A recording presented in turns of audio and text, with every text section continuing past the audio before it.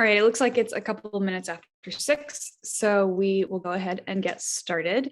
As I just mentioned, my name is Meredith Naughton. I'm the Conservation Program Manager at Stowe Land Trust, and I'm excited to be presenting to you all today. Before I get going, I want to let you know that we'll run from 6 to 7, and I will present for about half of that time and leave the remaining time for questions or any discussion if we have any after that. So I'll be talking with you today about my graduate research that I did through UVM's Field Naturalist program about wildlife and trail recreation, understanding, managing, and monitoring the effects. And I come at this from a background of being a passionate recreator. I love mountain biking and trail running and backpacking, and also as an ecologist. So I really like talking with people about this, and I'll present some of the things that I found out during my research, but I'm always learning from other people who always think about this topic. So my hope is that by talking with you all today, we can move our understanding forward, and we can all work together to find some good solutions to managing our lands for both recreation and land protection.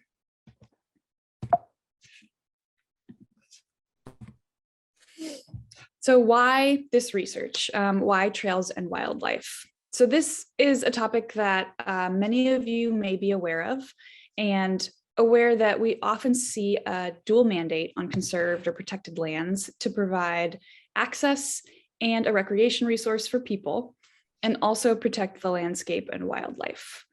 And historically, recreation was once thought of as a somewhat neutral interaction with the landscape and a low impact management option. More recently, though, it's been recognized that recreation might not be so neutral, making this dual mandate a lot more challenging. So this particular work of taking a deep dive to understand how trail recreation interacts with the landscape is especially relevant as we're continuing to make management decisions about the land while there's increasing numbers of recreators and increasing pressure to build more trails as well. For land trusts and other small public landowners like municipalities, public access, which often means trails, is a huge motivator for donors to support a conservation project or for general enthusiasm about a piece of land. So given all of that, it makes sense to work from a solid foundation of scientific research while making those decisions about access and protection and juggling these many priorities.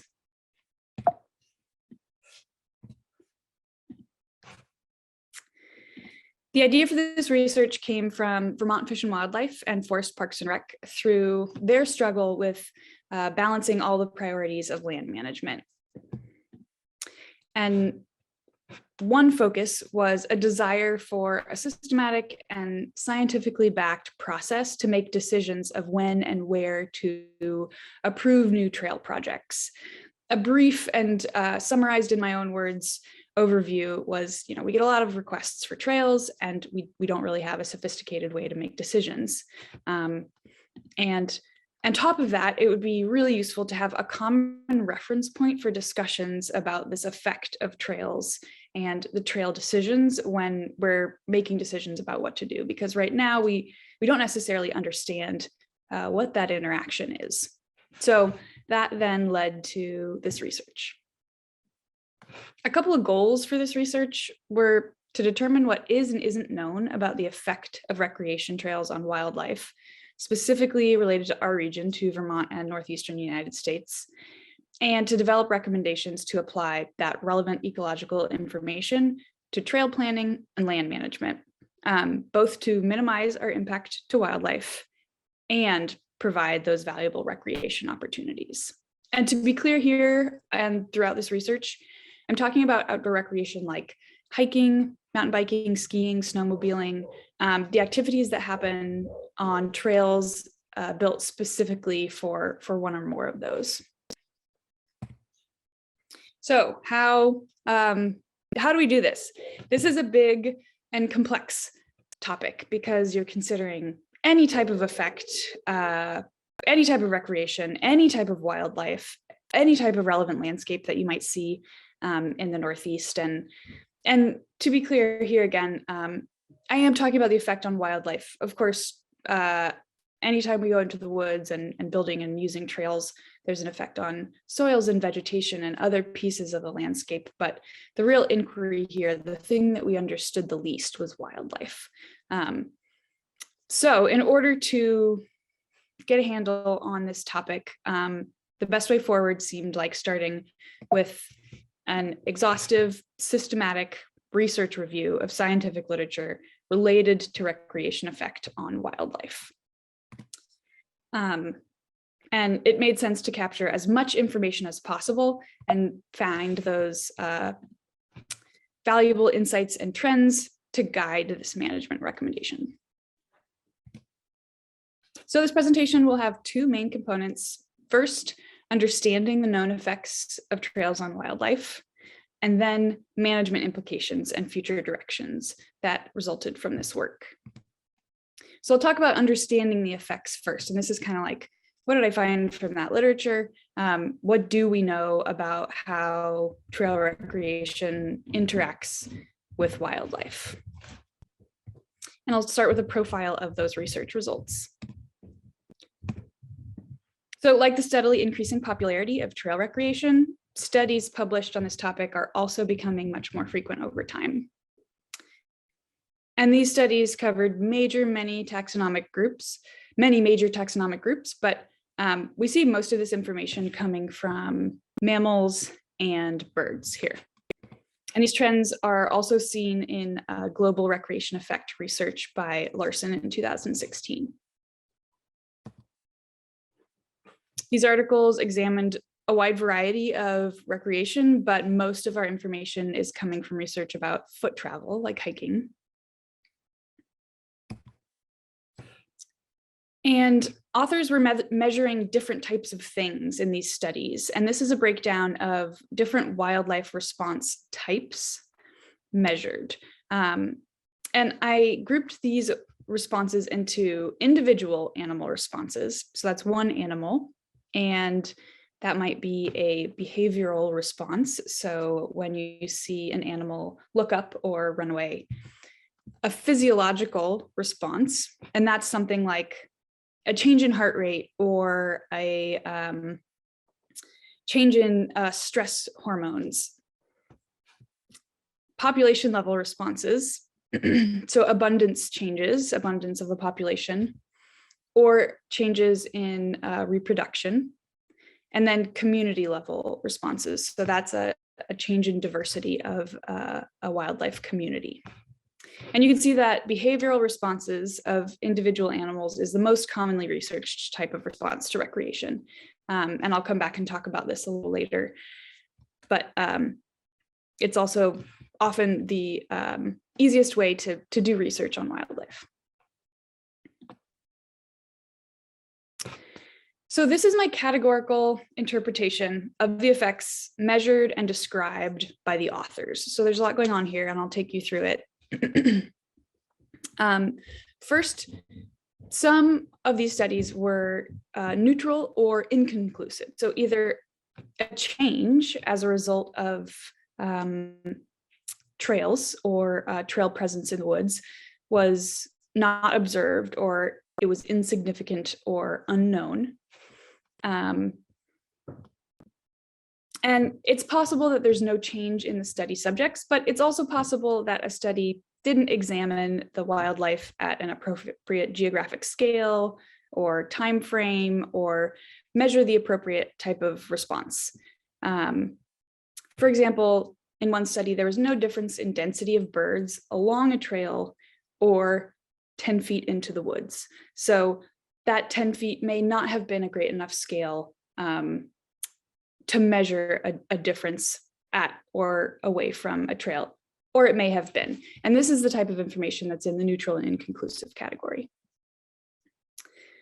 You'll see here that there aren't any positive effects listed. And some studies found that responses of wildlife to recreation weren't determined to be explicitly negative.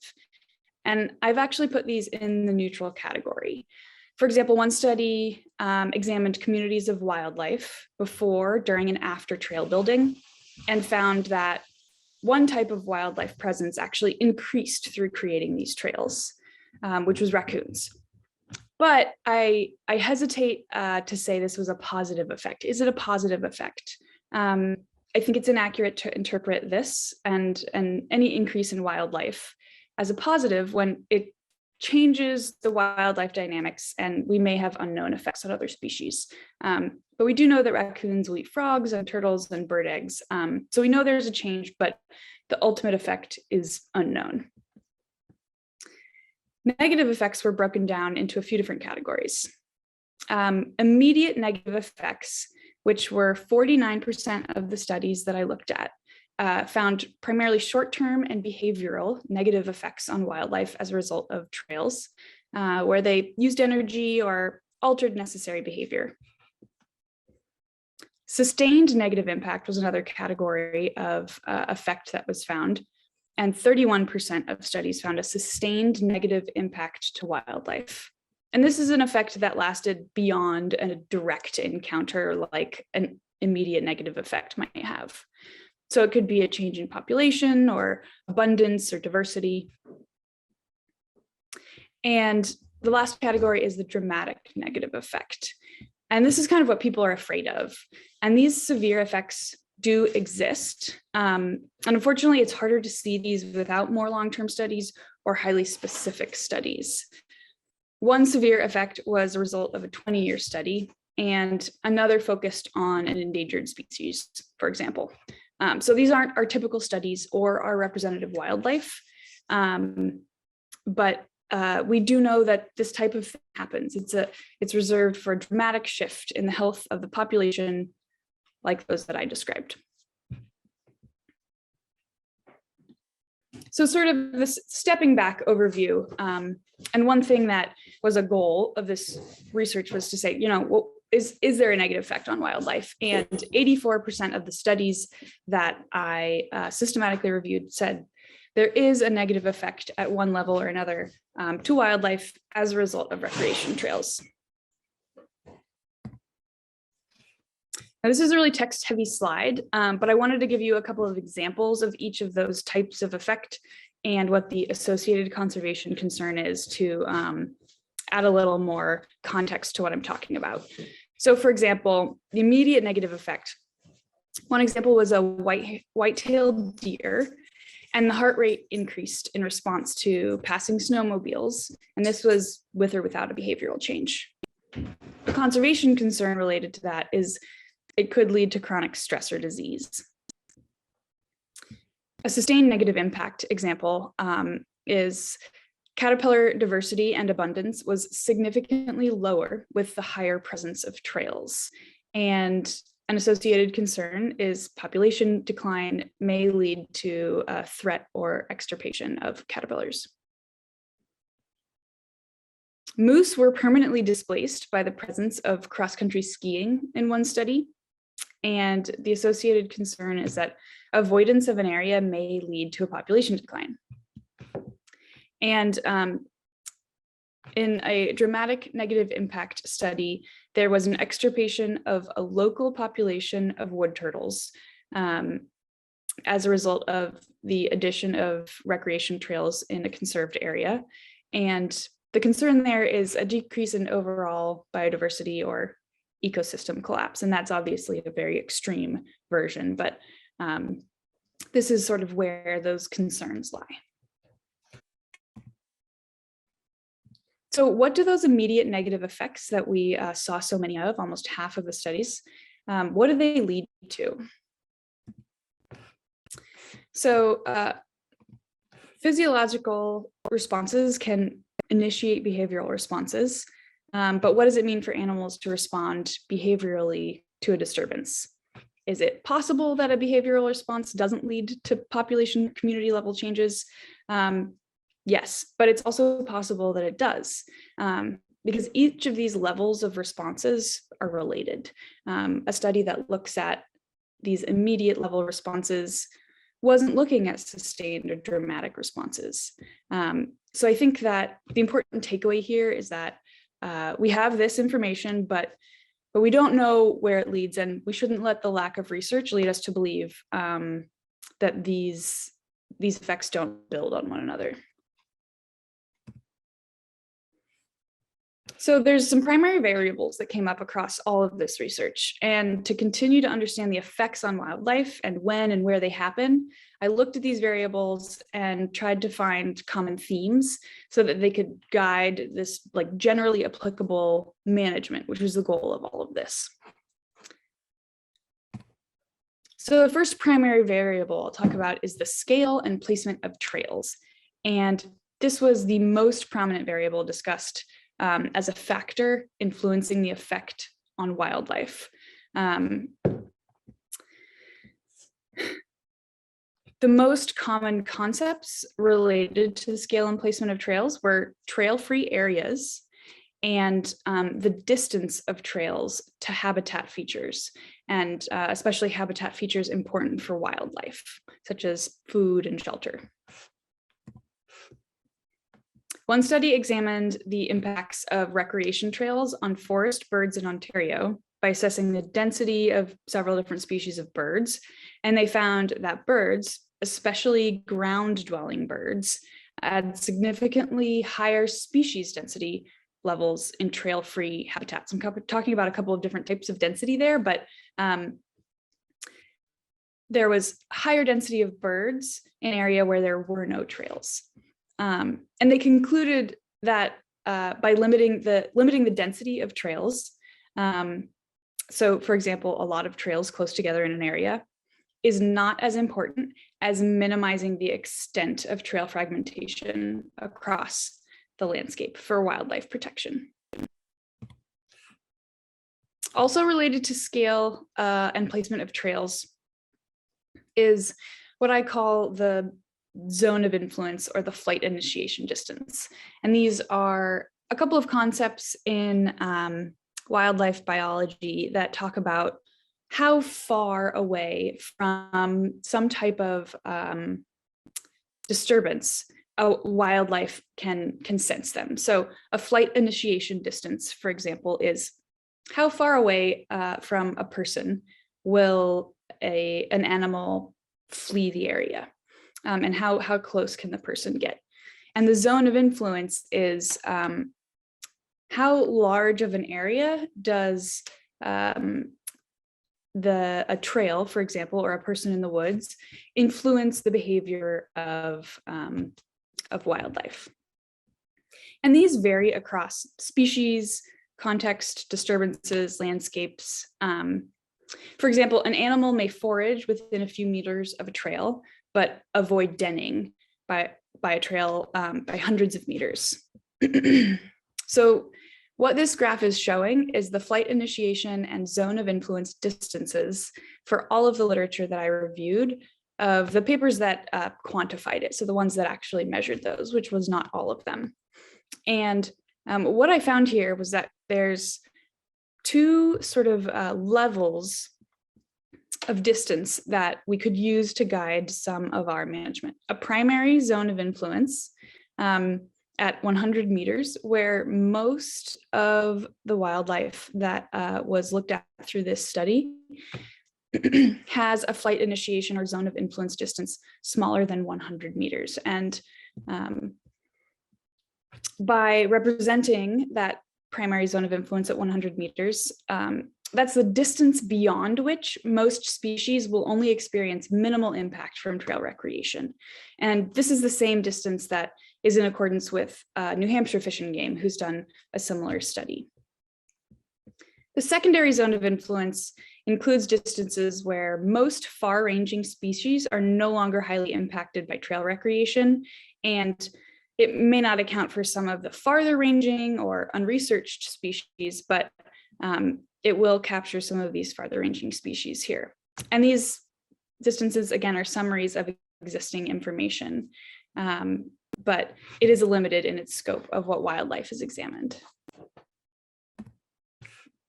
So the next primary variable that came up in the literature a lot was breeding season. which 40% of the papers discussed as being a time of increased sensitivity to recreation. So in one study, double-breasted cormorant nests were studied on the St. Lawrence River in Quebec in 2 separate locations. Hiking was experimentally applied near nests, control and experimental nests in each location.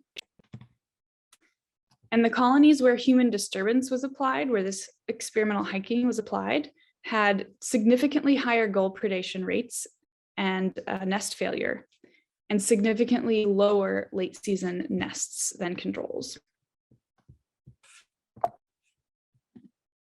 The authors conclude that nest abandonment was most likely during early season breeding, and disturbance should be minimized or eliminated during that time. So breeding season is different for all species, and it's important to realize that many types of wildlife have shown sensitivity to recreation during that time. So while we don't know exactly when we can focus in on one breeding season, it's a good place to start when considering when recreation is most impactful.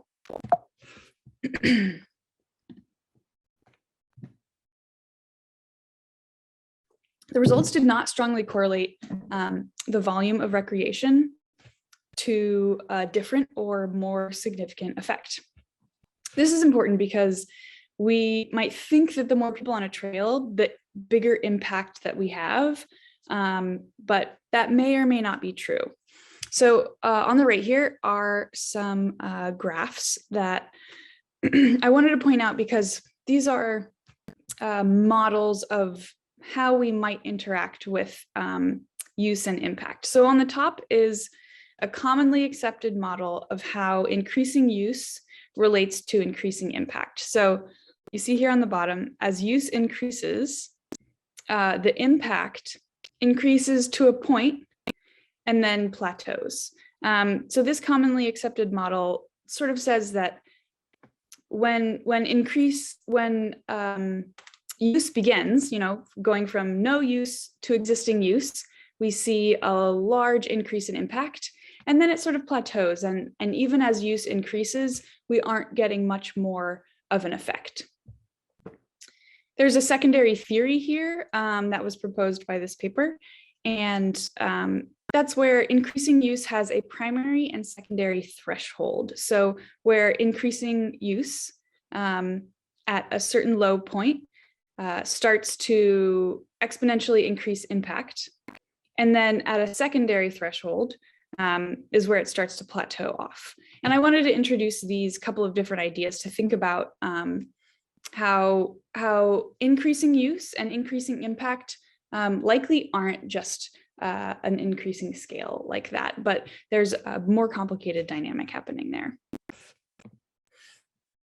Threshold, which I refer to here, is where the volume or frequency of recreation has a certain limit above which activates a significant response from wildlife. So sometimes we talk about, is there a certain threshold above which we should stop having as many recreators? Like when we get X number of recreators per day, that's when those dramatic impacts are really going to happen. And unfortunately, we don't have enough information to determine a volume threshold like that. And there's likely several different volume thresholds as this displays.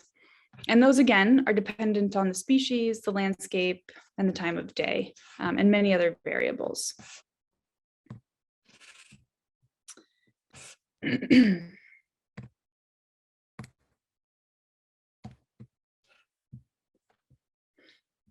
type of recreation was another big theme in this literature. And I think it's something that as land managers, we think about a lot. Like, does hiking have a bigger effect than mountain biking, or skiing than snowshoeing, or that type of thing. And again, there's limited evidence. Determining a significant difference would require studies that compare all types of recreation with really controlled elements of location and season, and that level of control is just difficult to achieve. However, one major trend has shown up in the literature, and it is sometimes a little surprising for folks. It was a little surprising to me. when looking at motorized versus non-motorized recreation, so motorized meaning ATVs, snowmobiles, and non-motorized meaning hiking, biking, skiing, that sort of thing. Motorized recreation consistently has less of an effect than non-motorized recreation. And this may seem counterintuitive at first, but if you consider, for example, your car passing along the road and you see a moose or a crow along the side of the road, if you continue the same speed, most likely they just sort of stay and they don't respond. But if you consider slowly walking up to an animal, they have a very almost a very far away response and will alert or flee much sooner.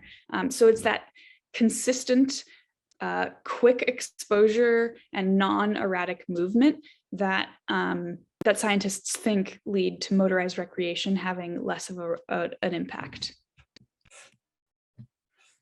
In one study, behavioral responses of deer to snowmobiles and walkers were looked at in central Maine, and they recorded a significantly greater number of deer responding to walkers than snowmobiles across all weather, habitats, and temporal conditions recorded.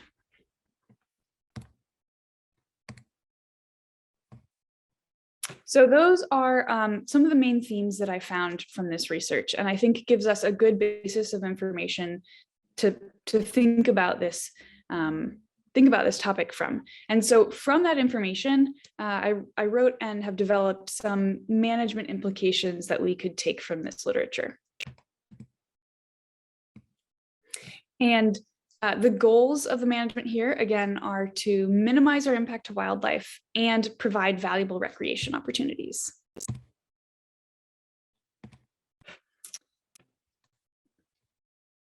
So these are twofold, just like the dual mandate for land managers I talked about at the beginning of the presentation.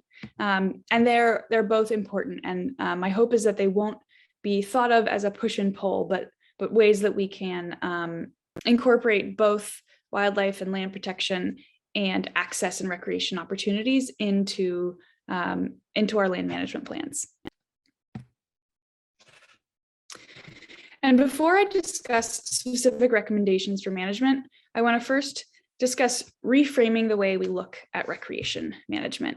Trail recreation has been largely unregulated on public lands and public trails and private lands. And one benefit of that is that the growth of recreation as an activity is the growth of recreation as an activity. And it's a way to access and connect with nature. It's an important industry in our state. So I think that the growth of recreation is a positive in so many regards. However, now that recreation is a major component of land use, I think for us to make responsible long-term decisions, we should consider it one of many possible ways to manage a forest. It's sometimes considered a low impact alternative to hunting or timber harvest, but we now know that recreation also has a significant effect. So other industries like forestry and foresters have long known that there's no one way to manage a forest. Some places you do nothing. Some places you would do a single tree selection or a patch cut. And similarly, it doesn't make sense to manage all of our forests for recreation. We can take a note from those existing forms of management like forestry or hunting to understand that knowing our impact will help guide us for when and where recreation is a good option, is the right option for forest management in that area.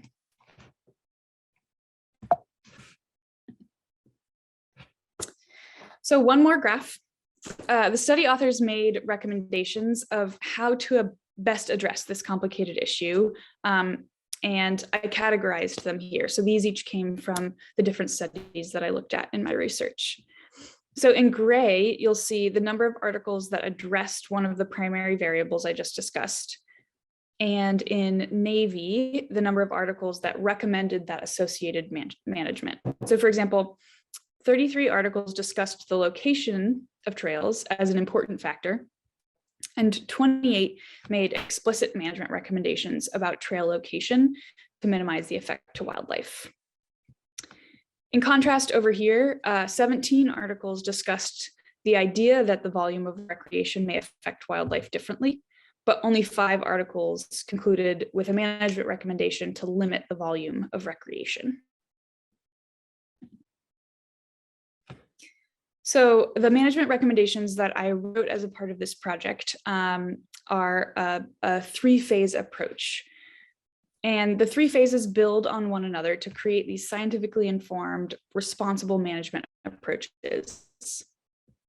We have phase 1, which is landscape scale planning, phase 2, site-specific planning, and phase 3, mitigation and monitoring. And these are sort of, you know, what I think of what could be the ideal, and these are doable at very different levels for different groups. For example, landscape scale planning might be something that has to happen at the state level, and you know, you can't do that with your town forest. However, we do have some important resources from the state already that can help us with landscape scale planning. And if you're working on a town forest or your own property or a conserved parcel, site-specific planning can build off of that, and there's tools there that you can use. So I'll go through each of these. First, landscape scale planning is vital to ensure a balance of all of these goals.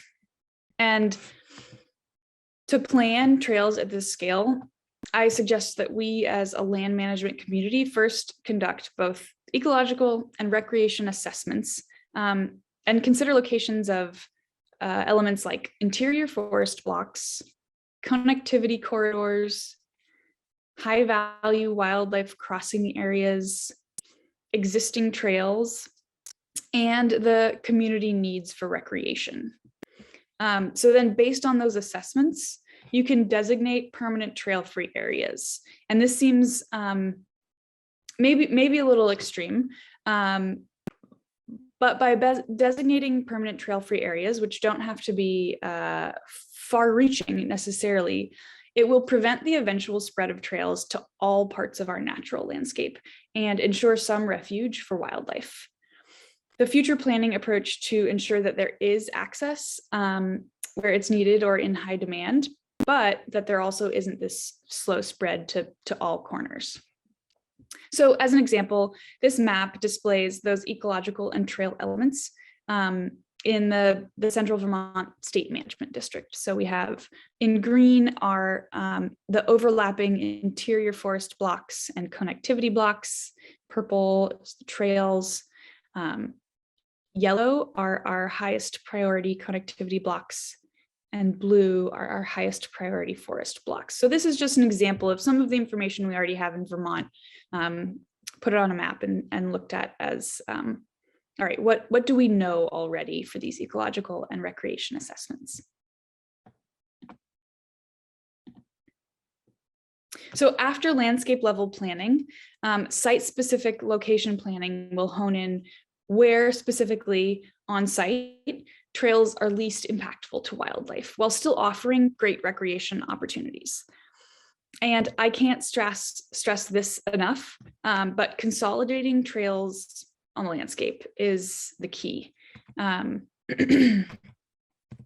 Here's an example of dispersed trails and an example of consolidated trails, which is keeping trails to a certain extent of the land and leaving other areas trail-free.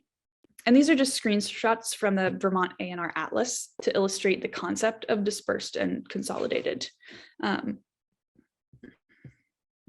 Next, when planning the location of trails, ecological considerations are necessary.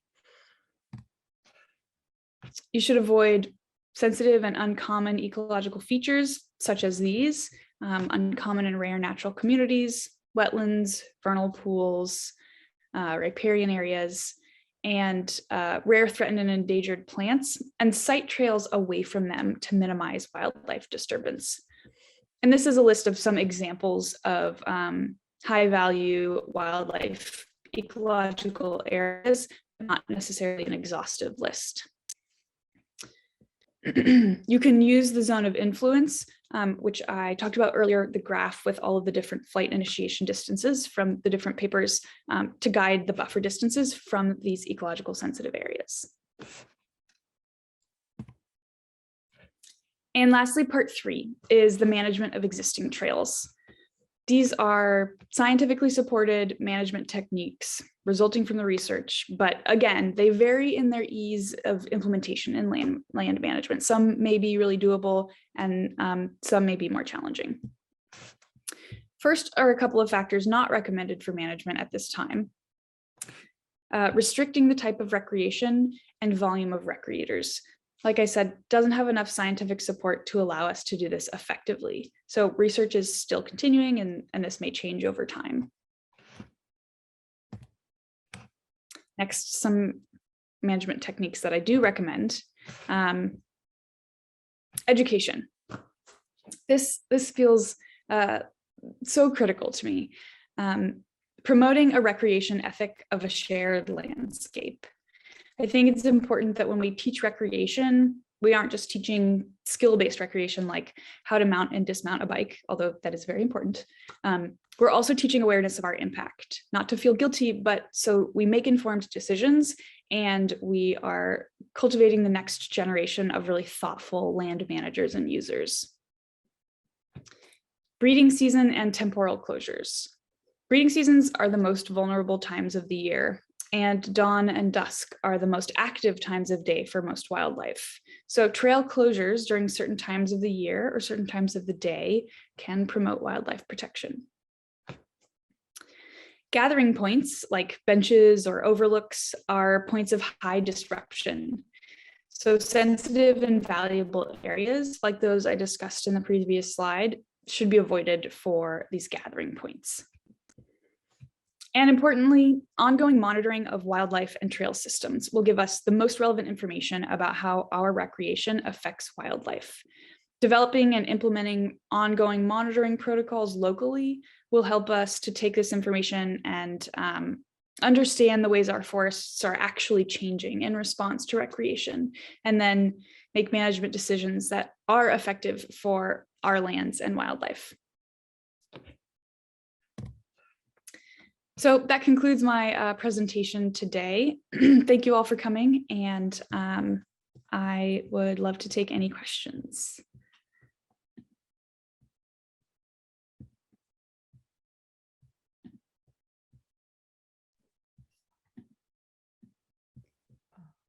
Meredith, I have a question for you.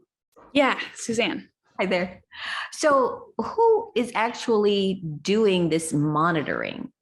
Are there professionals out there doing this? Are you relying on people who are using the trails to help you monitor this? How are they collecting this information?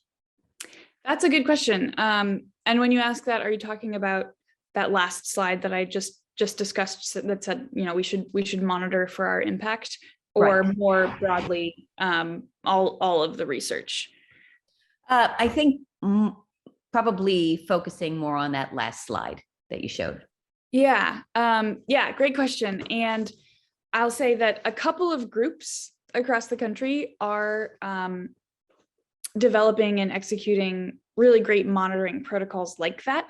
But I put that note in there because I think that's an important goal for us as a community of land managers and users to move towards. But there's not a developed system in Vermont right now for ongoing monitoring for our effect on wildlife. So, you know, in an ideal system, and I'm putting forward my ideals. I think that in an ideal system, we can have a monitoring protocol that we can offer to private landowners or communities that will primarily use the help of volunteers to look at ways that we see wildlife in the forest, and then be able to detect change over time when we make management decisions, and when we change our management approach. But right now, those still need to be developed.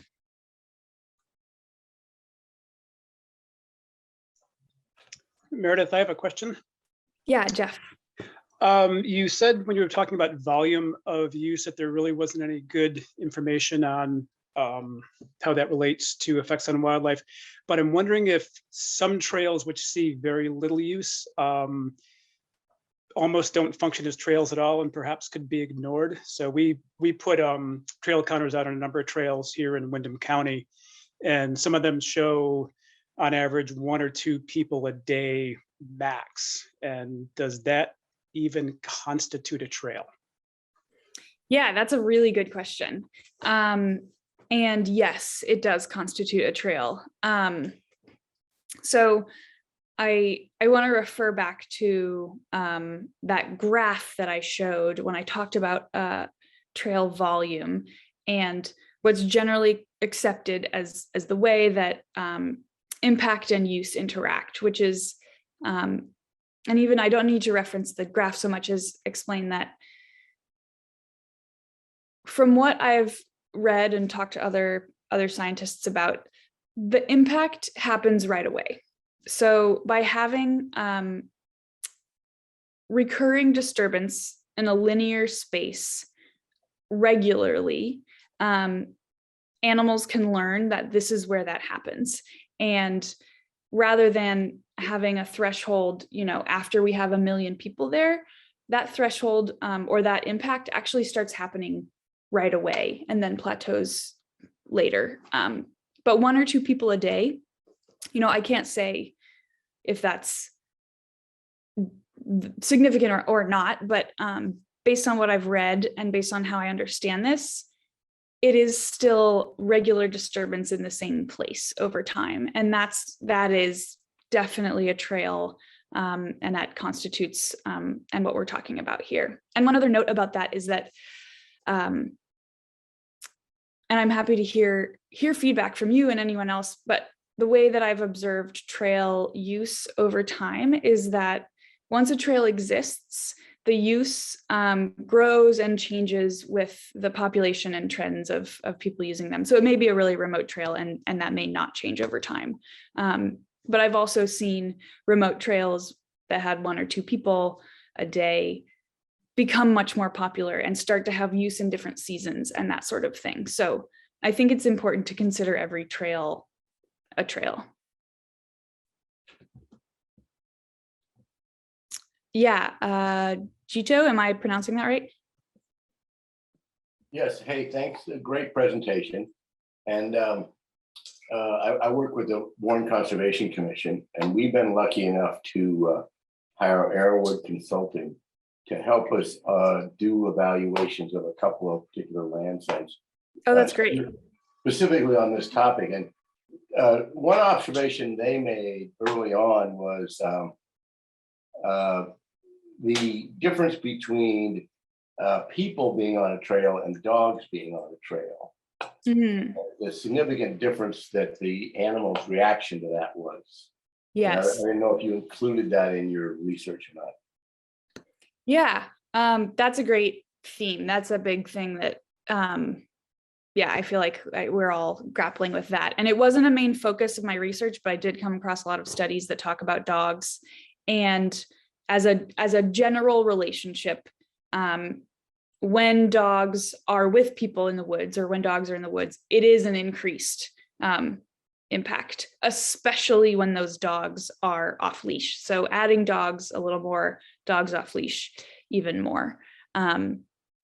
So another study that I read as a note said that leash laws, like saying that your dog needs to be on a leash, do seem to be somewhat effective in encouraging people to actually leash their dogs on trails. That was more of a, sociology kind of study, but those are a couple of the pieces of information that I found interesting and useful related to dogs. So yeah, I think Arrowwood is awesome, and I've heard they've done lots of great work on this topic, and they're right on as far as I know.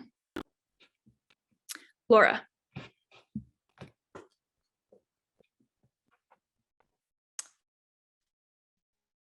Laura, do you have a question?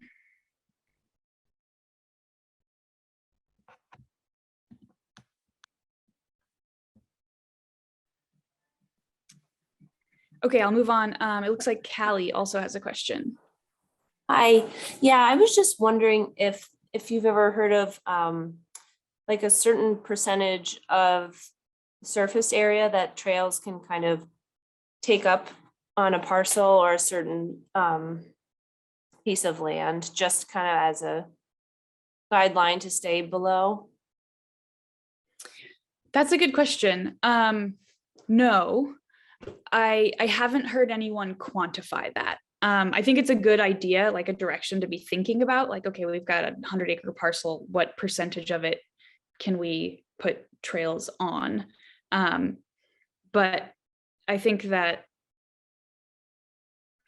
there's a lot of directions this work can go, and one is developing that kind of quantified guidance. And something I want to point out is trail, surface area or trail miles can look a lot of different ways. You can have 11 trail miles spread across the landscape, or 11 trail miles like right here. And like I mentioned, those have a really different impact. So this is kind of a tangent from your question, but I like the idea of developing a quantified ratio of trailed to not trailed area like that. And I don't have one, and I haven't seen anyone do it yet. And the way that those trails are dispersed over the landscape is another important thing to consider. Right. Thank you. When considering that ratio. Yeah, definitely good question.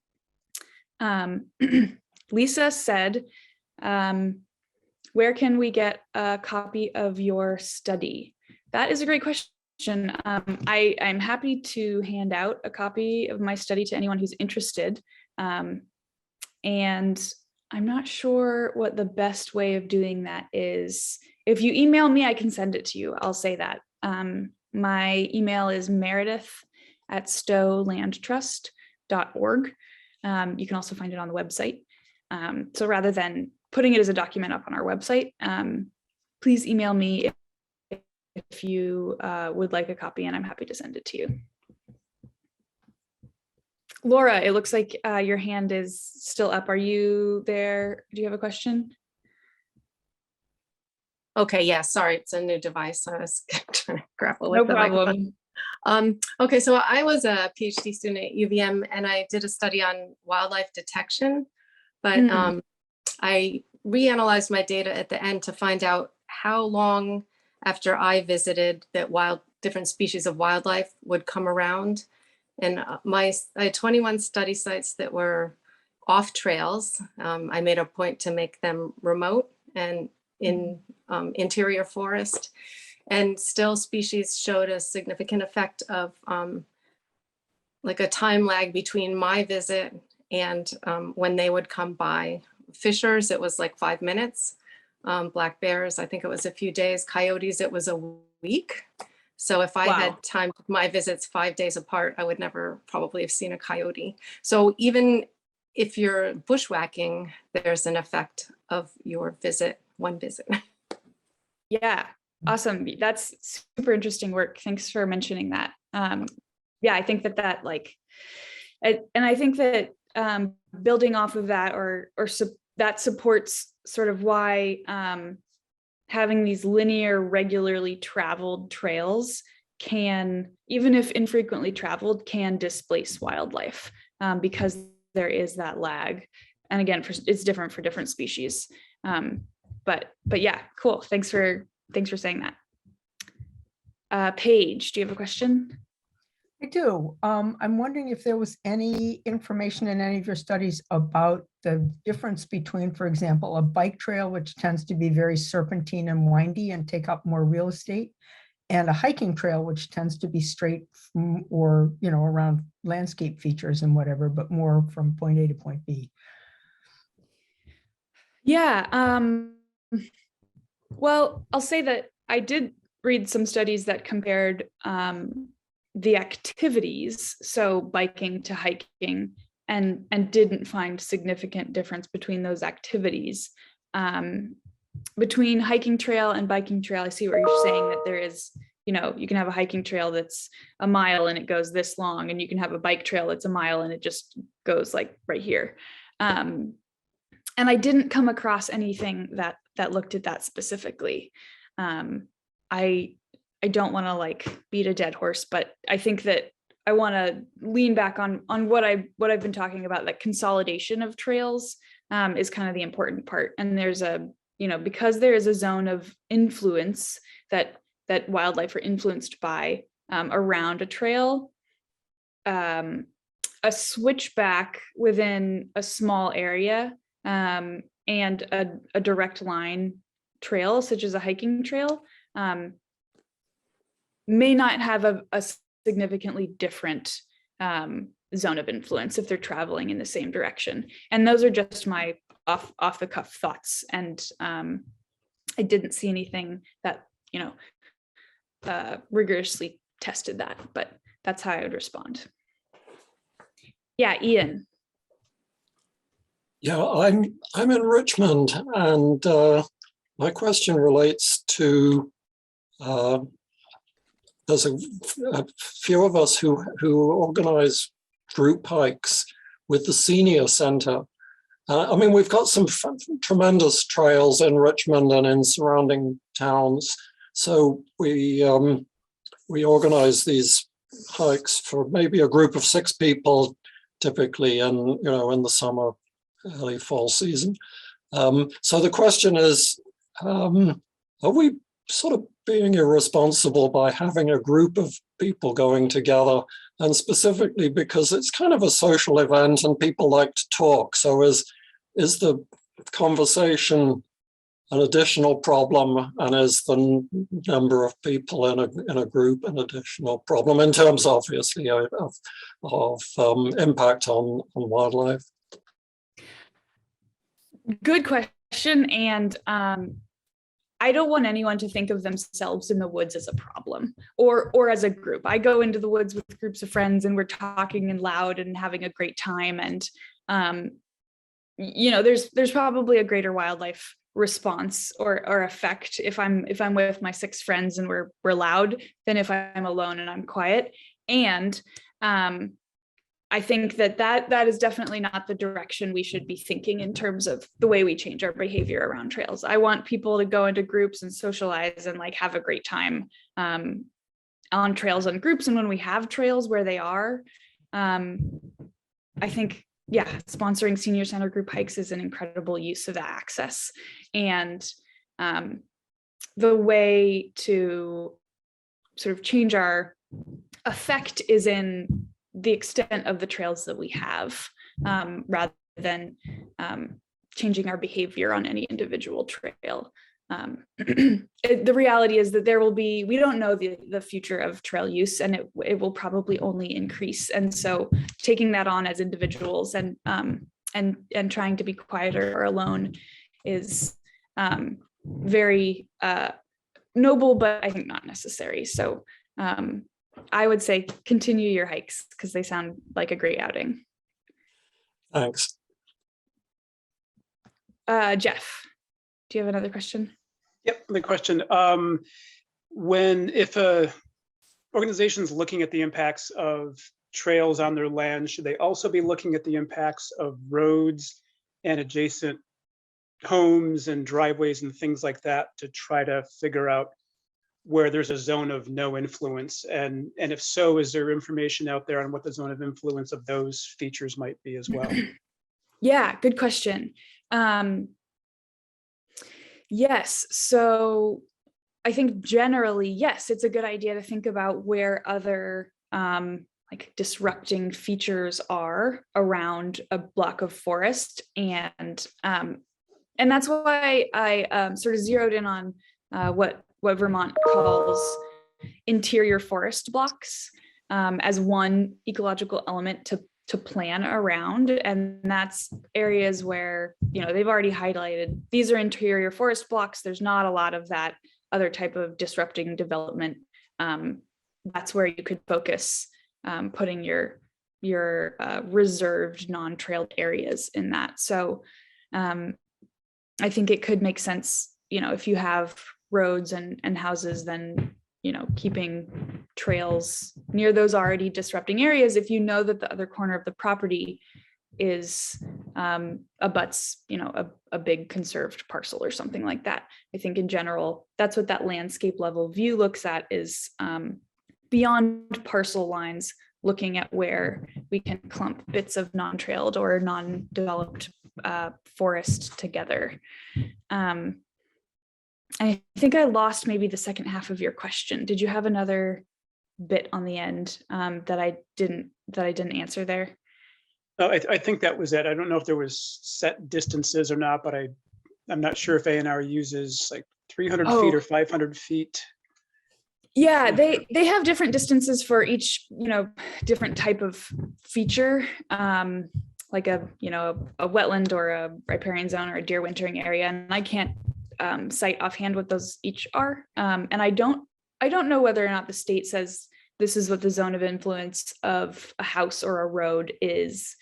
But I know that those do vary from trails, and they have a different zone of influence than a trail. I have a couple of questions in the chat. North Branch Nature Center says, I'm reminded of how often I see deer / fisher / coyote tracks using snowshoe and cross-country ski trails when there's deep snow. Are there any studies demonstrating that winter trail networks might have a positive effect on habitat utilization by wildlife in snowy months? Yeah, I've definitely seen that too. And I think that's something that we can think of in anecdotally, that, yeah, there's often trails on packed snow in the winter where it's not as hard to move. And I didn't come across any studies that demonstrated winter trails have a positive effect, I don't think. What comes to mind when I think of this dynamic of trails in winter and the utilization of them by wildlife is this study out of New Hampshire that had, I think it was actually a utility road in the woods, but it was a packed down small path in the forest. And wind towers were built on top of this ridge, utility roads were developed to go up there, and then wildlife began using these utility roads. And as a result, I don't want to get the species wrong because I haven't reread this paper for a while, but there was a predatory species that began using them and going to the top of that ridge area where they previously didn't access, and then significantly impacting the population of another species in that area, because that was previously where the predator didn't go. And then with the access through this utility road, they were able to make their way up there. So I tell that story because, one, I don't have an answer to, is there a positive effect? But I go back to that kind of basic concept of when we change wildlife dynamics, we don't know what the cascading effect is. And sometimes it could be something like introducing a predator to an area where they previously weren't hunting. So I think that with any addition of a trail, even in winter, there's effects we're not aware of. And that's why really, really thoughtful planning is so important, I think. I have one more from the chat, and then I will answer Kelsey's question. Brad Elliott says, in the research about motorized and mechanized recreation versus non, was the greater distance that vehicles can travel in a given amount of time a factor, in that a rider is likely to encounter and affect more wildlife than a walker, maybe negating the overall effects of individual encounters? Yeah, great question. And I meant to bring this up, that when considering those motorized versus non-motorized differences in effect, how motorized has been researched and has less of a significant effect than non-motorized recreation, that is not considering expanse of travel. So right, a walker may have a greater immediate effect to an animal, but they're only going 2 miles. Whereas a snowmobile may not have any type of like behavioral effect to an animal, but they're going 10 miles. So that wasn't part of that conclusion. And I haven't seen that, like those dual factors quantified or looked at anywhere scientifically, but it's definitely a factor to consider. And I suppose it could negate those overall effects. It's definitely something to think about. And I'll tack onto that I think it's an interesting finding. I think it's an interesting way to think about how we as like slow moving erratic hikers or whatever influence wildlife. But I don't think that there's a reality where we're going to take all of our hiking trails and turn them into snowmobile trails. So in terms of like stepping back and thinking about the management side of things, I think that it shouldn't necessarily or won't necessarily change and introduce motorized recreation instead of non-motorized recreation in a lot of these areas. But it's an interesting thing to think about. Yeah, Kelsey. We can't hear you. I think you're muted. There we go. Thank you. Catherine Yeah. and I were actually on the same page because I was going to ask you to kind of expand upon the methods of the Larson study, because I found that very interesting and it's quite a hot topic, I think, in a lot of management. So I think you touched base on a lot of it, and I might actually even read that study. So thanks for bringing that up. Yeah, and it's also, I'll say that it's the Larson study was like very professionally well done, huge systematic global review, similar to mine, which was like a Northeastern United States review. But I've had the same results. I got the same results. So I think definitely read that Larson paper. But it seems like it's not a one-off. Yeah, thank you, and good job on the talk. Thanks. It looks like there's a couple more in the chat. Pat Manor says, do any species become habituated to human presence such that it doesn't bother them?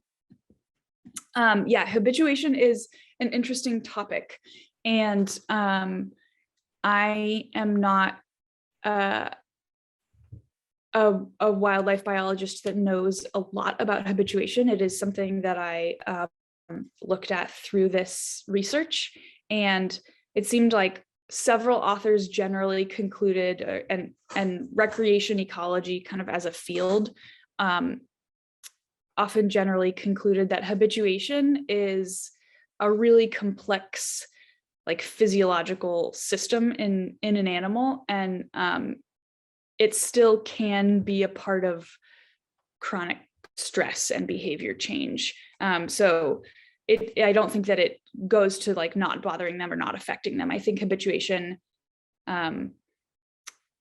sometimes relates to not having behavior change, but often physiological effects are still happening. So several authors said, yeah, habituation is a thing, but it's actually, these are still impactful interactions to wildlife despite that.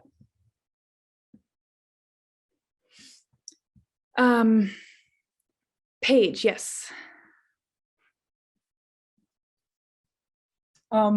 Yeah, a question about the motorized versus non-motorized vehicle issue. I've never done this myself, but I've heard that, for example, on an African safari, the animals don't recognize vehicles as being humans. It's not the vehicles they're afraid of, it's the people. And in our woods, it may be the same thing. So they don't recognize a snowmobile necessarily as being somebody that might have a gun. But by the same token, I think the noise must be almost more distracting to an animal than people walking. That's just one one question that I had.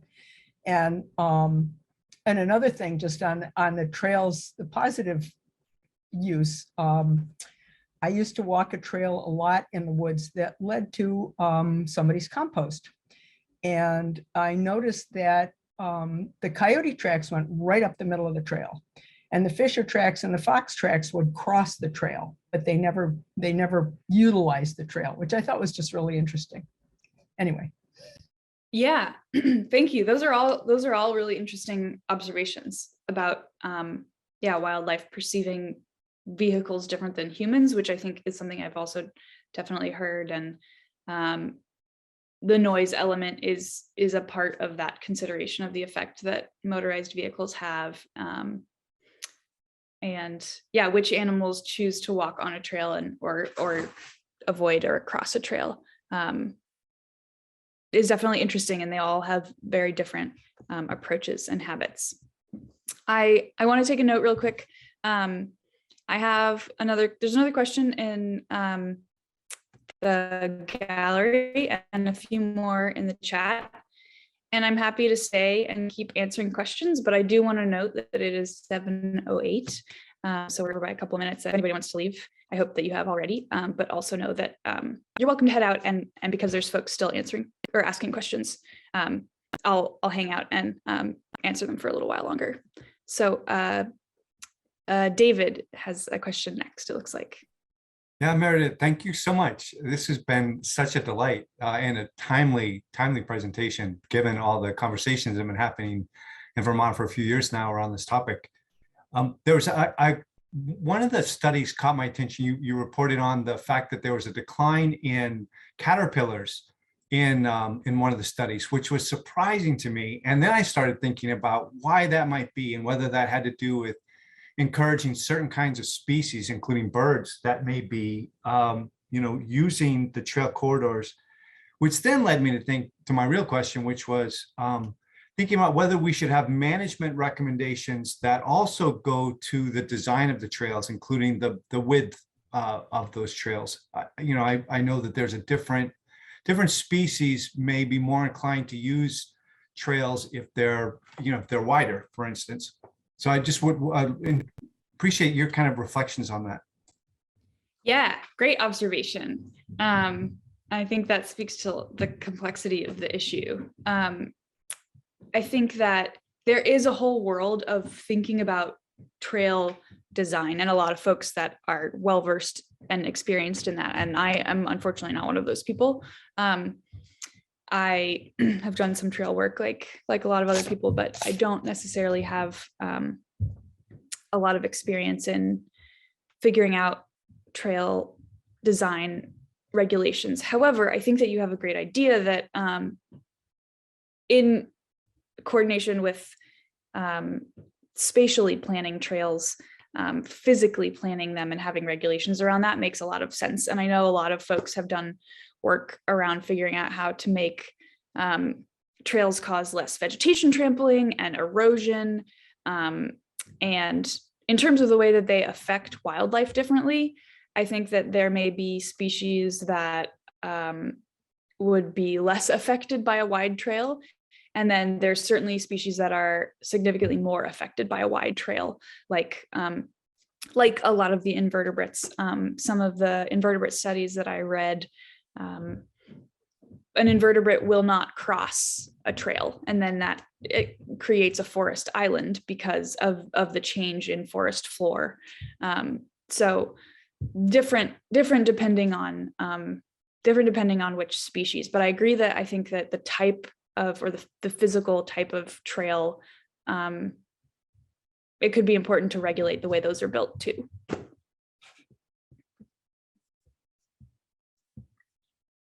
Okay. And it looks like David also said earlier, I missed this question. Do you have any initial thoughts on how much of a buffer we should place along trails?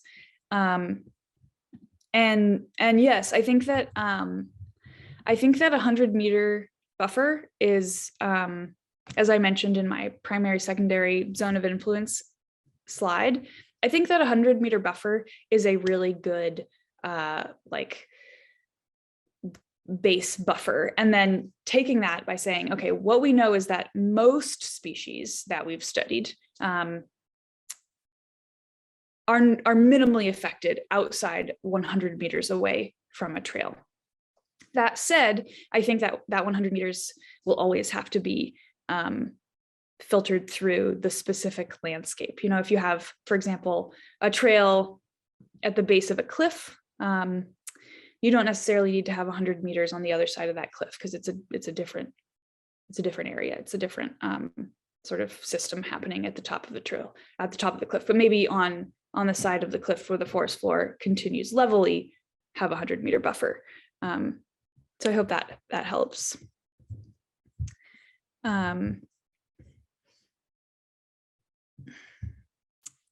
Laura says, I recall a study similar to the New Hampshire study Meredith referenced that showed coyotes traveled human-made trails as they presented themselves, impacting interior species, including bobcats. Yep, I think that, yeah, that makes a lot of sense. Pat says, I've been told that deer become nocturnal to avoid humans. Yes, I have read about different species shifting their daily temporal patterns if there's a lot of trail activity. I don't know about become nocturnal, but certainly I have also read about animals changing when they forage or move about because of a lot of activity. Dave says, it seems there's a lot of energy around leveraging new trail development in Vermont, especially on smaller town forests and similar. If we wanted to make sure this development happened in a positive, balanced manner, are there any specific things people can do about it? That's a great question. I think that if there's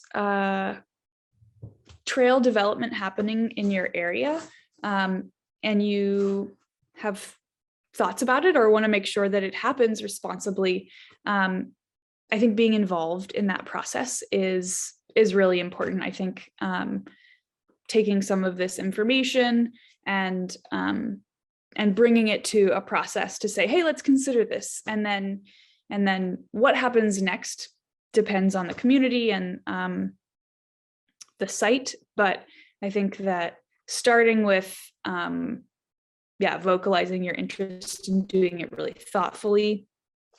I know a couple of towns have worked with Arrowwood Environmental for this. I know other ecologists are working to incorporate this type of thing in ecological assessments that they do for towns. I think if possible, and I know this is not possible for every small group with an idea for a trail, but if possible, hiring an ecologist to collaborate, and probably also a trail designer. I mean, maybe that always happens because you need someone to build the trails, but you know, there's two expertises here, and I think that involving ecologists in trail planning is really important, and getting that expert opinion about how wildlife are using the woods that you have will help make those thoughtful decisions. Rob says, I've been looking into this issue and including recommendations for trail-free areas in my management plans for a few years now. Your review of the literature and recommendations will be very helpful to me and warrants broader discussion in the recreation and land conservation communities. Oh, that was just a comment. Thank you, Rob. Appreciate it. Nancy says, I know you said you do not recommend restricting type or number of trail users, but do you have any concern with the current popularity of mountain biking about promotion of it as an economic driver, which implies pushing more trails and more people to maximize the economic benefit? From Nancy. I wouldn't say that I have concern over the popularity of mountain biking. I would say that I am a little concerned over Vermont's fixation on trail development as, you know, a huge economic driver without being paired with ecological considerations. So we have, you know, a lot of money and interest and energy around building our outdoor recreation community, which I think is awesome. Like I said, I love mountain biking. And I think that it's short-sighted that it isn't coming. It's not paired with the same energy of, okay, let's do this in a way that protects our forests too. It seems like it's a use of our forests. And like I said, you know, kind of parallel to forestry, I think that the forest products industry is hugely important to Vermont. And they do a lot of work to make sure that it's done really responsibly, that forest roads are created responsibly, that cuts make sense. And there's a whole industry dedicated to the ecological considerations of how timber harvests happen. And I think that I just really think that as we're like in this trail boom right now, I'm really excited to go ride new trails. And I just hope that that we're able as a community to pump the brakes a little bit and say, great, let's also involve you know, a biologist or an ecologist or someone to look at that side of things, like we do with some of these other fields. Yeah, Jito, do you have a question? Where is it? Meredith, Yeah. This is so great. I really appreciate it and so timely, as other people have said. One study that is ongoing now that might be worth incorporating is in the Rochester area, the Rasta trails are now ridgeline collective trails that were built are being monitored by the Forest Service for wildlife impact. And Really? a presentation from them after 3 years, very insightful presentation. Winter only, but I think in Vermont, we should be sensitive to winter-summer differences, partly because the recreation is different, but also because the animals' characteristics and habitat and needs are very different. And so I think that would be some place to go to get some very current Vermont-based data on the winter activity. And just think, I can't say That's awesome. how valuable it is to you. Thanks so much. Yeah, that's great.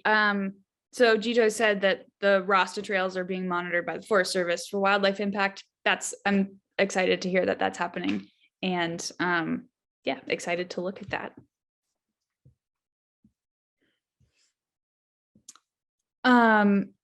Dan says, if planning trails and ecologists map sensitive areas like wildlife corridors and deer yards, do you think trails should avoid these areas if possible and instead go in areas not mapped as sensitive to wildlife? We want trails, but how do we make them eco-smart? Yeah, I think that it makes sense that as we're, you know, taking in this information, we summarize it and say, okay, this is what we can do. And I want to say that any one solution is not ever going to work. So just saying like, we never do this and we always do that, I want to be aware of. But I do think that in general, areas less sensitive to wildlife are more appropriate for trails. Now, wildlife use all sorts of areas. All types of forest are really valuable, even if it's our classic northern hardwood forest. We don't want to fill up every corner of northern hardwood forest with trails, because then we won't have any trail-free northern hardwood forest. But I think that should be part of like a complex decision-making process of how to site the trails.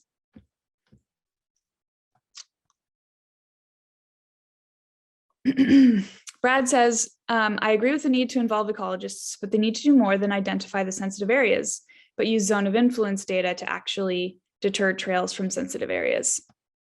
The trail designer may see as, for instance, a great vantage point of a wildlife corridor. The ecologists need buffers themselves from political pressures to cover the landscape with trails.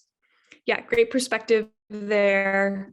I think that yeah, it makes sense. You know, if I was designing a trail and didn't know any of this, I would say like, let's go to the coolest lookouts. Let's like hit that dry oaky ridge. Let's go down to the wetland where we see the birds.